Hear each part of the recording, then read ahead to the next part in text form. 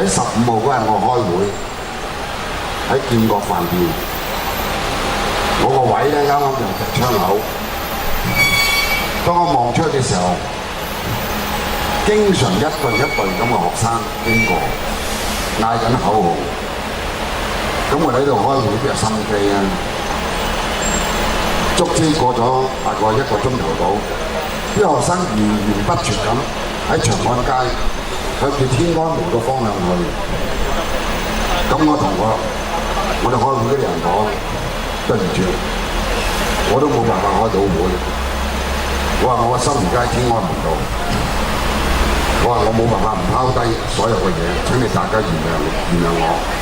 咁我同佢哋拜拜。咁我自己即刻趕去天安門，當時已經好多人喺度。咁當時大概咧都係有成10萬人到啦。咁但係到夜晚咧，個景況完全唔同嘅。你哋可以想像啲學生點解好似好辛苦咁咧？咁你以為佢集晒營，個個人喺嗰度咧就瞓覺，夜晚啊瞓覺，瞓醒日頭啊鬥爭啦，係嘛？其實唔係咁嘅，個處境唔係咁嘅。我成晚咧，你想瞓都瞓唔到嘅。我喺個樓一路逗留㗎啦，從此嗰3日。夜晚嘅時候咧，你會聽到政府嘅廣播係溫馨提示，但我一世人，直到今時今日，我都從來未聽過一個擴音器嘅功率大到咁嘅。佢一講出嚟，佢人都震嘅。呢個政府即係關心人民，關心到真係無微不至。佢重複不斷咁播，大概咧即間段大概2分鐘到3分鐘到，佢又播一次，每次都係各位同學、中共中央同埋國務院所有嘅領導都好關心各位學生嘅健康，希望各位學生盡早離開廣場。翻屋企瞓覺，有溫馨提示嘅。但隔3分鐘再嚟一鑊咧，咁就唔係溫馨。當你播到天光嘅時候，就簡直係虐待。咁你點瞓覺？所以你見到天安門學生咧，佢日頭個個都殘晒嘅。個個殘嘅原因咧，就係夜晚根本就冇得瞓，唯有係點啊？唯有就喺度唱歌，唯有就喺度嗌口號。唯有咧就喺度抗衡佢。咁由15、16、17係高潮嚟嘅。17嗰日咧，就喺人民大會堂咧，就宴請戈爾巴喬夫，當時蘇聯嘅總書記。咁啊，形勢又好緊張。當晚咧，大概有50萬人。我亦都一生人第一次見到咁多人嘅，除咗香港就話嗰次大遊行之外。真係逼滿晒成個天安門廣場，但係啲軍警都唔少，全部啲軍隊咧就包圍晒嘅。尤其是人民大會堂嗰邊咧，我諗有10重人到啊，即係10重軍隊啊，即係你衝過1重啊，都衝唔過2重。咁當時咧，啲人咧都神情洶湧㗎啦，個個都希望政府出嚟對話，個個都希望能夠把聲能夠讓戈爾巴喬夫喺人民大會堂嗰入邊咧能夠聽到。一切嘅回憶咧，真係唔想回憶，但又不能忘記。嗱，現場咧，我煽情嘅嘢就唔講啦，我即係講嘅當時嘅情形。人民大會堂呢邊咧就個個面向嗰邊㗎啦，即係想湧過去嗰頭㗎啦。不過嗰頭咧就10重軍警，我亦都曾經咧去到差唔多第1、第2排嘅，咁咧就已經好咩？但係咧佢好蠱惑嘅，有啲蠱惑招嘅。點解蠱惑招？佢經常有衝突嘅喎，嗰啲衝突咧好無辜嘅。突然間有人話要打奸細啊，呢個係奸細啊，又咩咁啊？咁跟住我又唔係啊，我日本記者啊，我咩咁啊？咁後尾咧啲學生咧就圍住嗰個記者，要大家睇咁。咁邊啲人叫啲咁嘅説話咧？邊啲人話嗰個係奸細？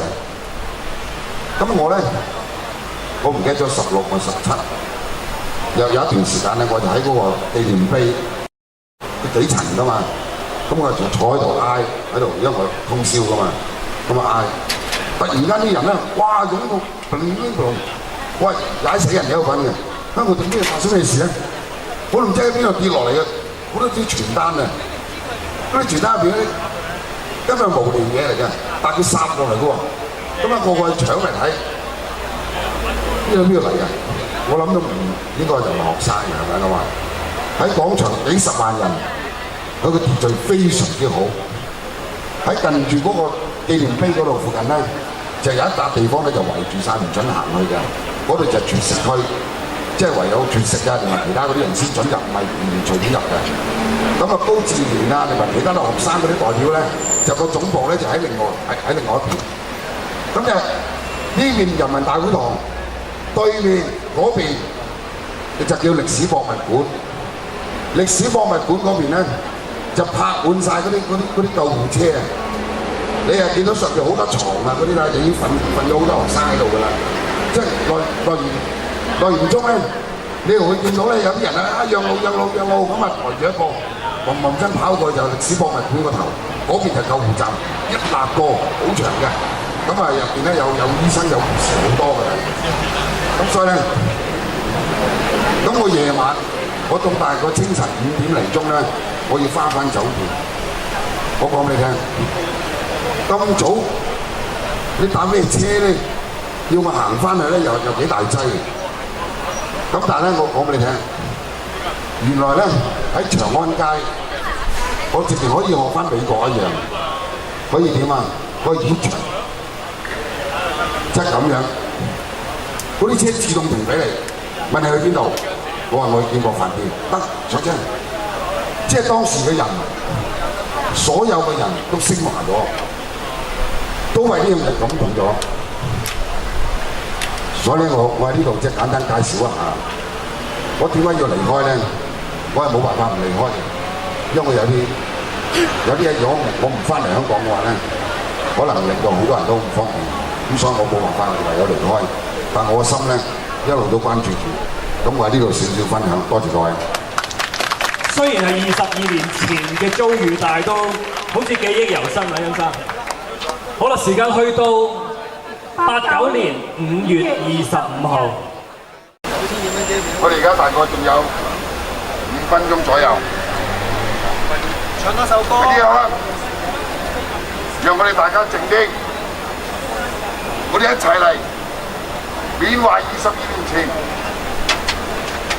為我哋祖國嘅前途，為我哋個古老嘅民族犧牲嘅學生同埋人民，呢班民主先烈永垂不朽。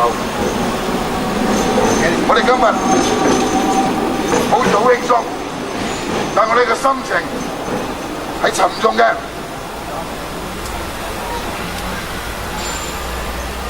我希望我哋有一日，我哋唔需要有咁沉重嘅心情。有一日，我哋可以喺呢度，或者喺天安門廣場慶祝中華民族嘅重生。所以請大家而家安靜啲，仲有幾分鐘，我哋一齊望住中聯辦，我哋望住上面寫住平反六四，點穿咗？點咗啊？我代表我哋嘅心願。呢個實丁啊！我哋心中喺度默想住呢樣嘢，我哋默想住佢早日到來。